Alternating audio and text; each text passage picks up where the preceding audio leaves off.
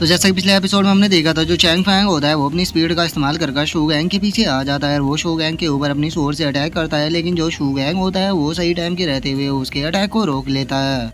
जिसके बाद अब हम देखते हैं कि जो शू गैंग और जो चैंग फैंग होता है उन दोनों के साथ में बहुत ही स्पीड के साथ में फाइट का स्टार्ट हो जाती है। और कभी शू गैंग चैंग फैंग के ऊपर अटैक करता है तो कभी चैंग फैंग शू गैंग के ऊपर अटैक करता है। और अब उन दोनों की इस तरह की फाइट को देखकर वहाँ पर जो डिसाइबल बैठे हुए होते हैं वे सभी बहुत ही ज़्यादा शौक हो जाते हैं और बेशौक होकर चिल्लाते हुए बोलते हैं कि मैंने ऐसी आइकॉनिक फाइट पिछले बहुत ही लंबे टाइम से नहीं देखी। तभी उनमें से एक डिसाइबल शौक होते हुए बोलता है कि जो चैंग फैंग है वो नीको में लिस्ट में है और उसी के साथ ही उसकी जो अभी कल्टिवेशन का लेवल है वो भी शू गैंग से काफ़ी ज़्यादा कम है। लेकिन उसके बाद भी वो शू गैंग को पूरी बराबर की टक्कर दे रहा है। सच में चैंग फैंग तो बहुत ही ज़्यादा टैलेंटेड पर्सन है। और उन लोगों के इतना बोलने के साथ ही अब हम देखते हैं कि जो शू गैंग होता है वो चैंग फैंग की स्वॉर्ड के ऊपर अटैक कर देता है, जिस कारण जो चैंग फैंग की स्वॉर्ड होती है वो चैंग फैंग के हाथों से छूटकर पीछे जाकर गिर जाती है। जिसे देखकर अब जो शू गैंग होता है वो हंसते हुए चैंग फैंग से बोलता है कि तुम्हारी स्वॉर्ड मारना पड़ेगा, काफ़ी ज़्यादा पावरफुल है, लेकिन अब तुम्हारी स्वॉर्ड तुम्हारे हाथों से छूट चुकी है तो अब तुम मुझसे किस तरह से फाइट करोगे। और शू गैंग की अब इस बात को सुनकर जो चैंग फैंग होता है वो शू गैंग की तरफ देखते हुए उससे बोलता है कि मैं केवल स्वॉर्ड का इसीलिए यूज कर रहा था ताकि मैं तुम्हें यहाँ पर थका सकूँ। जो सुनकर जो शू गैंग होता है वो हंसते हुए चैंग फैंग से बोलता है कि बकवास करना बंद करो, मैं जानता हूँ कि तुम्हारी रियल पावर तुम्हारी स्वॉर्ड ही थी और अब तुम डर रहे हो। अब मुझसे ये मत कहना कि तुम अपनी जान की भीख मांगने वाले हो मेरे सामने, क्योंकि मैं आज तुम्हें जिंदा नहीं छोड़ने वाला। जो सुनकर अब जो चैंग फैंग होता है वो भी शू गैंग की तरफ देखकर उससे बोलता है कि अगर तुम्हें ये लगता है कि मेरी रियल पावर मेरी स्वॉर्ड थी तो तुम बहुत बड़े बेवकूफ़ हो, क्योंकि यहाँ पर आज हेल में मैं नहीं बल्कि तुम जाने वाले हो। क्योंकि जो मेरी रियल पावर है वो मेरी स्वॉर्ड नहीं बल्कि मेरी बॉडी है। और अब इतना बोलकर जो चैंग फैंग होता है वो अपने ओरा को निकालना शुरू कर देता है और हम देखते हैं कि जो चैंग फैंग होता है वो बहुत ही ज़्यादा बैडस लग रहा होता है। और अब चैंग फैंग के ऐसे ओरा को देखकर जो शू गैंग होता है वो भी बहुत ही ज़्यादा शौक हो जाता है और वो शौक होकर चिल्लाते हुए बोलता है कि नहीं, मुझे यकीन नहीं होता। और वो इतना बोल ही रहा होता है, लेकिन तभी हम देखते हैं कि जो चैंग फैंग होता है वो अपनी जगह से गायब होकर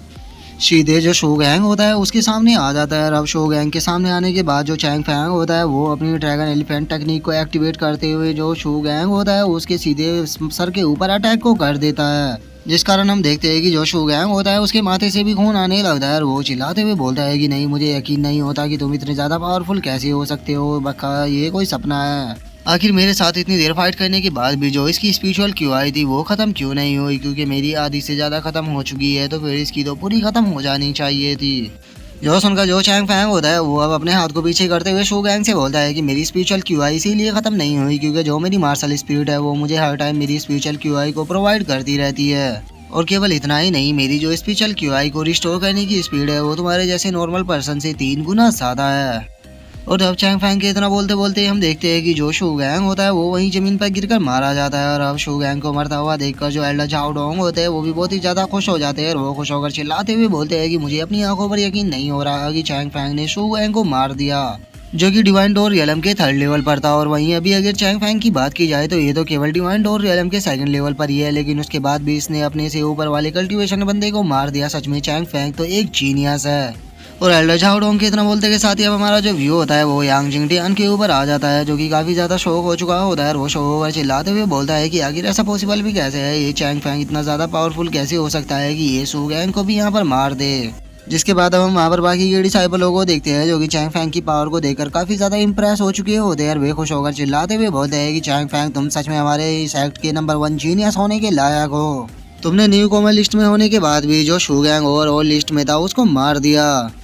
और उन लोगों के इतना बोलते के साथ ही अब हम बाई शैन को देखते हैं जो कि चैंग फैंग की तरफ देखते हुए उसे बोलता है कि चैंग फैंग अपने से ऊपर के लेवल के बंदों को भी हरा सकता है, लेकिन मुझे यकीन नहीं होता कि चैंग फैंग ने अभी तक भी अपनी रियल स्ट्रेंथ को यहाँ पर नहीं दिखाया। और बाई शैन की इस बात को सुनकर जो उसके साथ में डिसाइबल खड़े होते हैं वे सभी बहुत ही ज़्यादा शौक हो जाते हैं और वे शौक होकर चिल्लाते हुए बाई शैन से बोलते हैं कि तुम ये किस प्रकार की बकवास कर रहे हो, क्या तुम कहना चाहते हो कि चैंग फैंग ने इस फाइट के दौरान अपनी पूरी स्ट्रेंथ का यूज नहीं किया। तभी उनमें से एक बंदा चिल्लाते हुए बाई शैन से बोलता है कि आखिर तुम हो कौन और तुम होते कौन हो यहाँ पर जजमेंट देने वाले, और तुम्हें पता ही क्या है कि जो तुम यहाँ पर बोल रहे हो कि चैंग फैंग ने अपनी स्ट्रेंथ का यूज नहीं किया है। और वे लोग इसी तरह से बकवास कर ही रहे होते हैं, लेकिन तभी जो बाई शैन होता है वो चिल्लाते हुए चैंग फैंग से बोलता है कि चैंग फैंग मुझे यकीन नहीं होता कि तुम लाइफ एंड डेथ स्टेज के ऊपर भी अपनी स्ट्रेंथ को छुपा रहे हो। क्या तुम्हें डर नहीं है कि कोई पावरफुल कल्टिवेटर तुम्हारे ऊपर सीक्रेटली अटैक कर तुम्हें यहाँ पर मार सकता है। और भाई शैन की अब इस बात को सुनकर जो चैंग फैंग होता है वो भी भाई शैन की तरफ देख कर मुस्कुराते हुए उसे बोलता है कि सर आप कौन हो और आपको कैसे पता लगा कि मैंने यहाँ पर अपनी रियल स्ट्रेंथ को नहीं दिखाया। जो सुनकर जो भाई शैन होता है वो हंसते हुए चैंग फैंग से बोलता है कि मैंने बस गेस किया था, लेकिन अब तुम्हारे बोलने के कारण ये क्लियर हो चुका है कि तुमने यहाँ पर अपनी रियल स्ट्रेंथ का यूज नहीं किया। लेकिन उसके बाद भी चैंग फैंग मैं तुमसे काफी ज्यादा इम्प्रेस हो चुका हूँ, इसीलिए मैं तुम्हारा ओवरऑल लिस्ट के अंदर आने का इंतजार करूंगा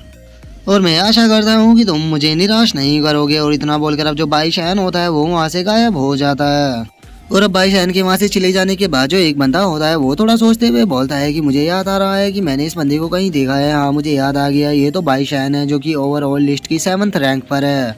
और अब बाई शैन का नाम सुनकर वो जो बंदा होता है जिसने बाई शैन से बोला था कि आखिर तुम होते कौन हो चैंग फैंग की स्ट्रेंथ के बारे में बताने वाले, वो बंदा काफी ज्यादा घबराने लगता है और वो घबराते हुए बोलता है कि शिट मैं तो मर गया,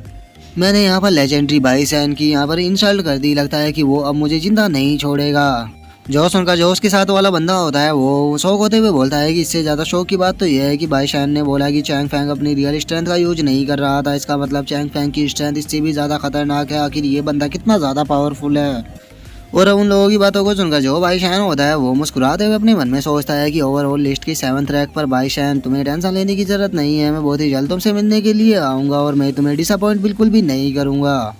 और इतना सोचकर अब जो चैंग फैंग होता है वो अपनी स्वॉर्ड को उठाते हुए बोलता है कि अब आखिर कौन है जो कि यहाँ पर मुझसे फाइट करना चाहता है, जो भी मुझसे यहाँ पर फाइट करने के लिए आएगा मैं उसे आज जिंदा नहीं छोड़ूंगा। और अब चैंग फैंग की इस बात को सुनकर तो वहाँ पर जो डिसाइबल खड़े हुए होते हैं उन सभी के तो पसीने छूटने लगते हैं और वे घबराते हुए बोलते हैं कि आखिर इस मॉन्स्टर से यहाँ पर फाइट करने के लिए कौन जाएगा, इससे तो और लिस्ट की जो 9th रैंक पर था वो भी नहीं जीत पाया,